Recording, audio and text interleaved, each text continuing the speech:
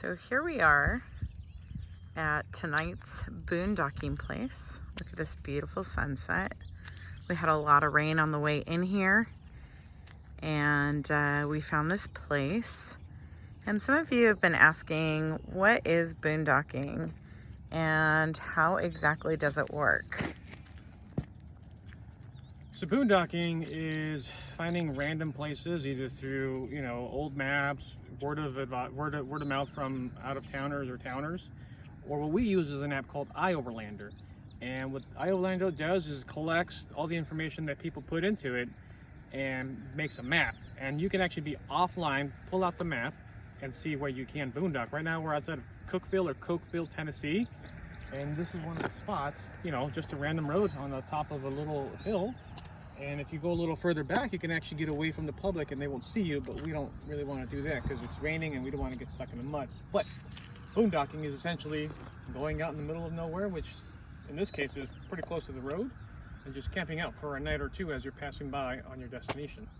That's what boondocking is for us. How easy was it to get into this exact site? Pretty easy. Just pulled up the little road, made a U-turn, back it up, tuck it in nice and tight, stay out of view, so no one bothers you overnight. What are some of the problems that we've had with boondocking? What has come up in our travels? I believe at one time we got our items broken into while boondocking. Of course, you're out in the middle of nowhere, it's going to happen. But one of the most common problems is that some of the areas are unofficial boondocking areas, actually all the areas are unofficial boondocking areas unless they say camping is allowed. So if you don't see a sign that says camping allowed overnight, it's an unofficial one, and there's a good chance the locals might come by and tell you, hey, what are you doing here?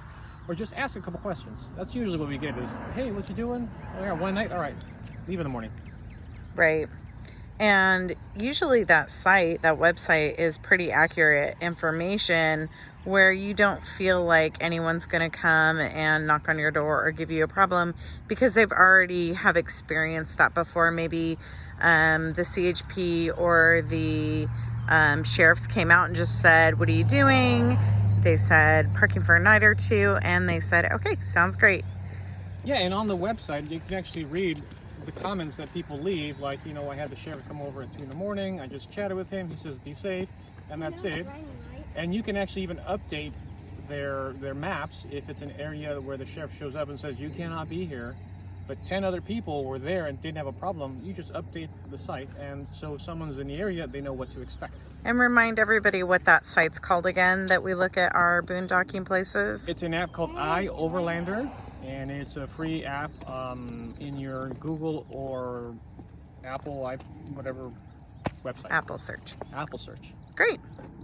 Thanks, guys. Like and share.